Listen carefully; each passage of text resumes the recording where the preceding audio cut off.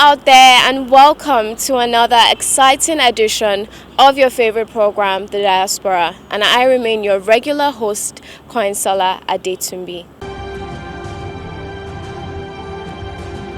Evacuation flights for Nigerians stranded abroad have resumed earnestly in line with the new protocols as stipulated by the Presidential Task Force, PTF, on the COVID-19 pandemic. We got a lot of requests for this on the African continent, but the key thing is the missions that will arrange it.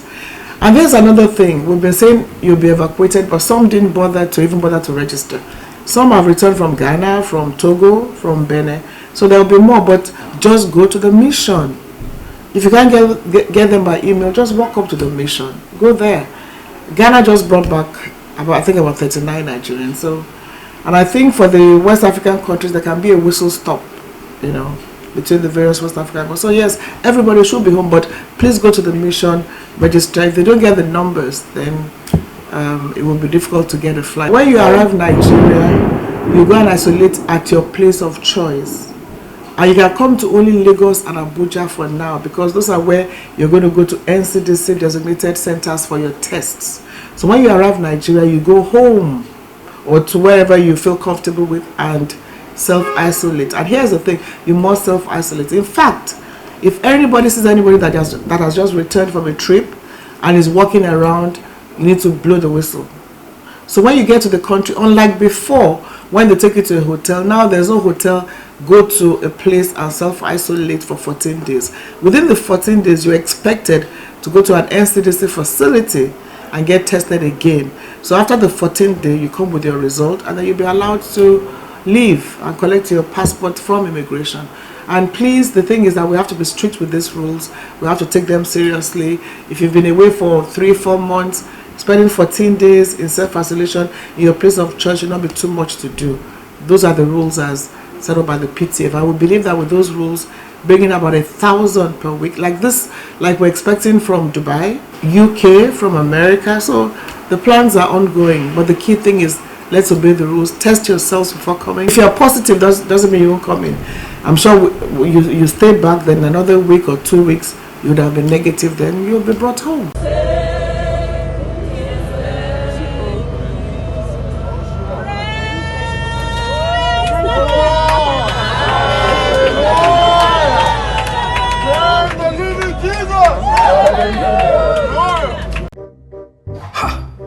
Not so fast. Look, I'm tired. I want to check out of this country for greener pastures. Just calm down for a moment. Please sit down. Do you have a job where you're going to? No, but someone is arranging, Listen, Alinko. Checking out of this country without proper planning means one thing. Unimaginable begin. I've been in the diaspora, but legitimately doing great things at home and abroad. As I've been saying, without the proper footing abroad, the risk is not worth it. Listen, Alinko, it's better to be home than be trapped abroad, or even end up in prison.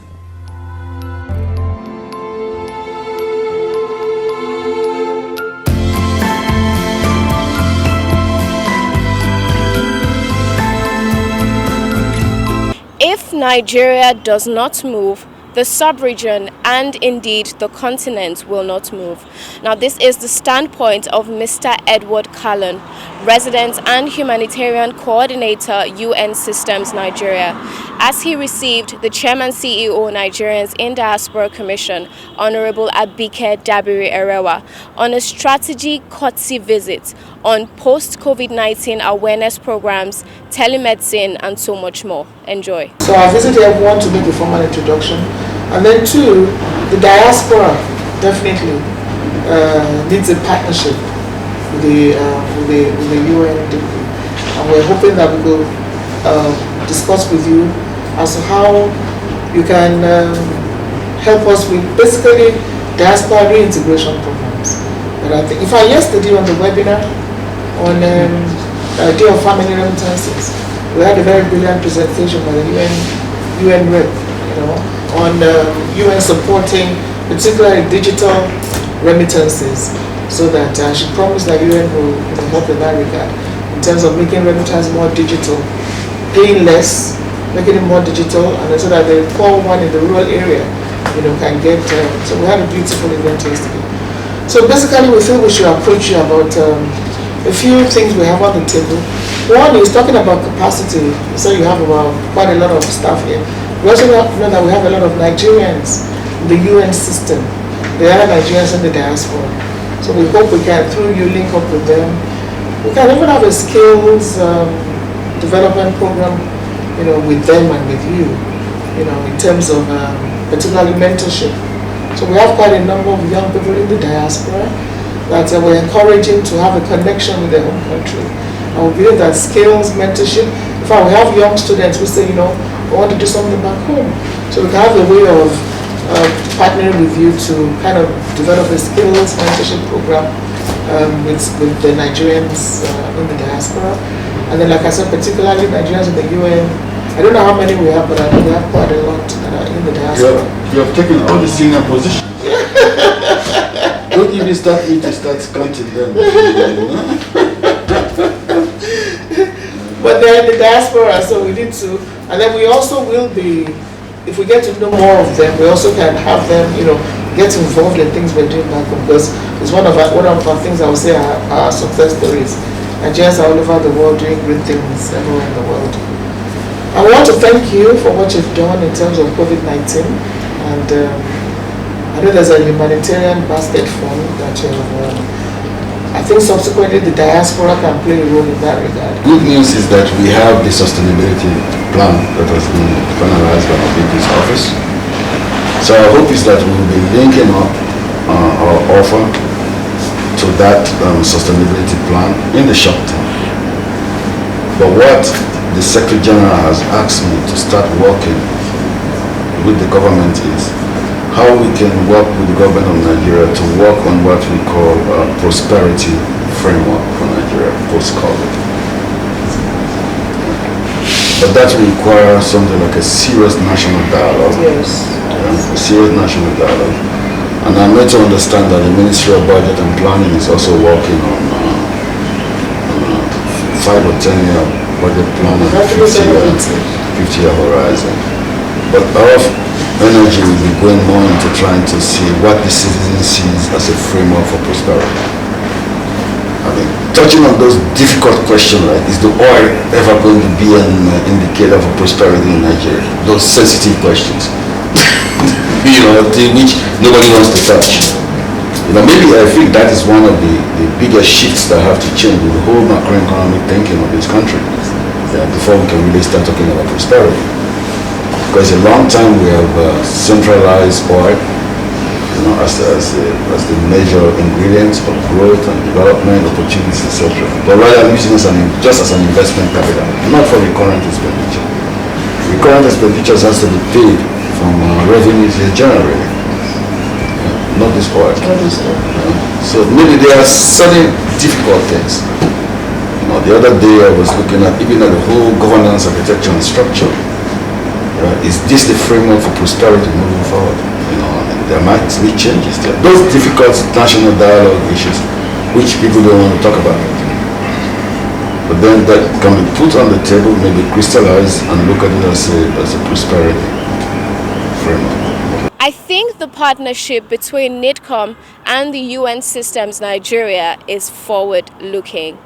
Now, it is documented by credible sources such as the World Bank, IMF, PricewaterhouseCoopers, etc., that the Nigerian diaspora remits about $25 billion annually, which is about 80% of the Nigerian budget, placing Nigeria amongst the biggest in remittances. As the world marks the International Day on Remittance, there has been a call to action to ensure a free flow of remittances despite the challenges posed by the COVID-19 global pandemic. Now let's join Honorable Abdurrahman Tarab as he sheds more light on the impact of remittances on the Nigerian economy, as well as his thoughts on post-COVID-19 remittances. So remittances are funds and valuables that are sent back home by people living in diaspora. For us here in Nigeria, we have Nigerians in the diaspora who send back a lot of money and a lot of valuables, which has helped to support the economy. As you may have known, that for the last 3 years, as a matter of fact, in the last year, Nigerians sent about $25 billion to support the Nigerian economy. And that is about 3 times or 4 times the amount of foreign direct investment, and about 7 times, I think, the amount required for foreign debts to support our economy. So it's a very, very valuable aspect of our nation's economy. And across the world, in Africa this year or last year, it was about $84 billion. Wonderful. Yes, with the impact of COVID-19, what are your thoughts? Yes, actually, the entire, starting from the World Bank and then, of course, the IMF have projected that there's going to be a loss of about 20% of remittances across the globe this year. Nigeria is going to be affected because Nigeria is one of the most leading remittances country in Africa. And of course, because most of those who are living outside the country are providing services in various sectors across the world, the fact that the economy of most countries have been hit hard, it also means that Nigerians who are living in these countries will have to be affected. And then the other thing, of course, means of transmission and other logistical issues are also going to be affected. And that means at the end of the day, we are likely also to experience that same shortfall in this part of the world. I think it's about the country itself. The current drive of the Nigerians in Diaspora Commission is to ensure that remittances is not just only about savings and providing incentives to families, but it's also about national development.